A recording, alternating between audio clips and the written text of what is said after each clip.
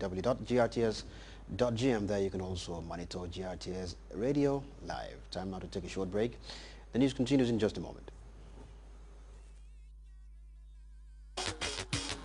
GRTS Digital FM on 98.6 and 102.6, the best FM station in town, where you can capture hundreds and thousands of potential customers with a wider coverage around the country. Advertise today and get your targeted customers. For more information, call 9933263, 9957255, or 4497331 and 9906445. GRTS Digital FM.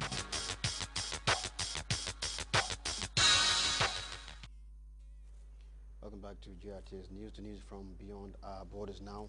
His rise in the poll was as dramatic as his fall from grace. And now Herman Cain has suspended his bid to be the Republican nominee for the U.S. presidency. His campaign trail was littered with public gaffe and accusations of sexual harassment. CNN's Jim Acosta reports now from Washington. For the Republican nomination for President of the United States of America. As he launched his campaign for president, Herman Cain was the little-known businessman stepping onto a big stage. You've never been elected to any office, so what qualifies you to become president of the United States? Business skills. As a former conservative talk show host and ex-CEO of Godfather's Pizza, he was also capable of serving up controversy. Would you be comfortable appointing a Muslim either in your cabinet or as a federal judge? No, I will not. And here's why. There's this attempt to gradually ease Sharia law and the Muslim faith into our government. But Cain pressed on and started impressing GOP voters in Republican debates. Soon enough, his candidacy added up to 999. I'm offering to fix this economy, starting with, as you know, my 999 plan. His plan for a 9% income, corporate, and sales tax was both criticized for its simplicity and hailed as a campaign marketing coup. All of a sudden, conservatives were jumping aboard the Cain train.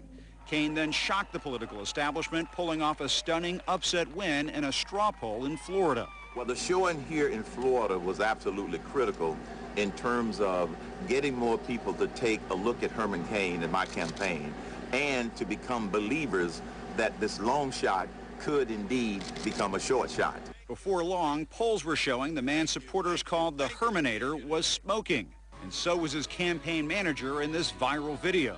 The reason that I'm rising in the polls is because I'm connecting with the people. I am offering more specific, clear solutions than anybody else. Then a crisis.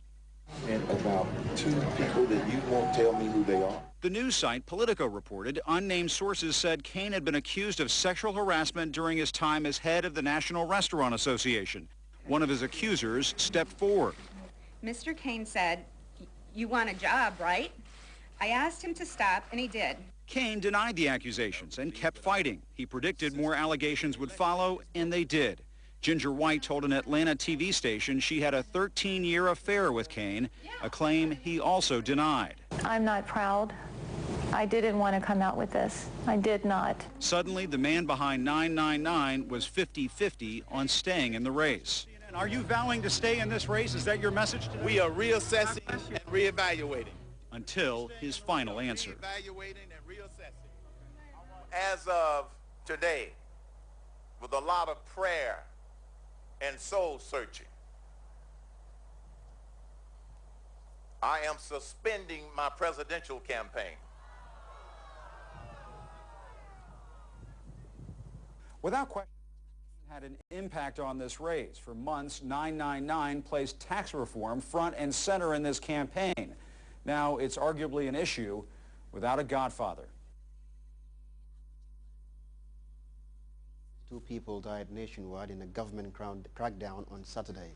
The Arab League has slapped sanctions on 19 top Syrian officials, the penalties ranging from freezing assets to travel bans. The League is threatening to do more if Syria's government refuses to sign an agreement ending military operations against demonstrators. Meanwhile, Syrian officials have not granted major news networks access to report independently inside the country. So many depend on information from activists. CNN's Ivan Watson shows us how getting information out while keeping activists safe is not just an easy job.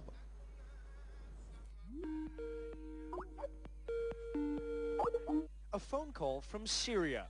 Opposition activist Musab al-Husseini is calling via Skype from the city of Homs, a major center of the Syrian protest movement. Musab, do you feel safe right now talking to me on the internet? Yeah, I feel safe now because I use a software to get encryption connection by the internet. Husseini says he just installed Siphone, an encrypted networking system that allows Husseini to circumvent Syrian government firewalls that block Skype. Siphone also helps him evade online surveillance by Syrian intelligence agencies. Canadian businessman Rafal Rahazinski's company designed Siphone with funding from the U.S. State Department. We decided to start actively propagating among the Syrian community about 3 months ago, and then much more aggressively about 3 weeks ago. So we've seen the numbers go from a handful of individuals, now reaching up to the low thousands. Siphone is delivered to Syrian opposition members discreetly, either through text messages or emails that guide them to links where they can download the software. The government in Syria controls media and telecommunications networks and refuses to allow most foreign journalists into the country. So opposition activists use the internet to distribute images of the regime's deadly crackdown on demonstrators. But President Bashar al-Assad's security forces have also proven effective at tracking down dissidents using internet and cell phone surveillance. What makes it even more problematic, and something that I think needs to be elevated on the political agendas in both Europe and the United States, is that Western companies from America and from European member states are actually providing precisely the tools that Assad and his collaborators are using against people. A series of investigative reports prompted 2 California-based internet companies to agree to cooperate with U.S. investigators after their surveillance technology was discovered in Syrian government hands. An Italian company, Aria SPA, announced it had frozen work on a new surveillance center in Damascus. But Damascus appears to have other weapons in its cyber arsenal. The European Union slapped sanctions against 3 members of the hacker group known as the Syrian Electronic Army. They're all accused of calling for violence against civilians in Syria. Musab al-Husseini, the Skype caller in Syria, knows this violence only too well. There's more than 5 or 6 of my friends have been killed. He says Western-supplied programs like Siphone may help protect members of the opposition as they continue their dangerous struggle against the government. And what is it that you're fighting for? We are fighting for freedom, for democracy, for dignity. On the streets and over the internet. And from Syria, let's take a quick look at the sports now. Banjul South are the champions of the Banjul Interzonal Championship for the 2nd time running. The South side put 3 past Banjul North in the final. City Sports Committee top officials say that would help prepare their zonal team for the national championship. Babakar Senghor has more on the outcome of the finals. Banjulians watched as defending champions South faced off against rivals Banjul North. After a cagey opening few minutes, Banjul South settled to their rhythm, displaying good interchanges with Walid Antiwo, Adam and George Cole looking particularly sharp and influential. But it was another local boy who tipped the balance of play in favor of South. Alaji Sarr finished up a superb move to give South the lead. That goal came shortly after Mod Lamin Baji contrived to send his close-range effort over the crossbar with only goalkeeper Robert Baji to bait. That appalling miss was the closest the northern side came to troubling their opponent's rear guard and set the tone for a truly one-sided second 45 minutes. With no further goals at the start of the second half, Banjul South played with authority and ensured the first half advantage is strongly protected. Banjul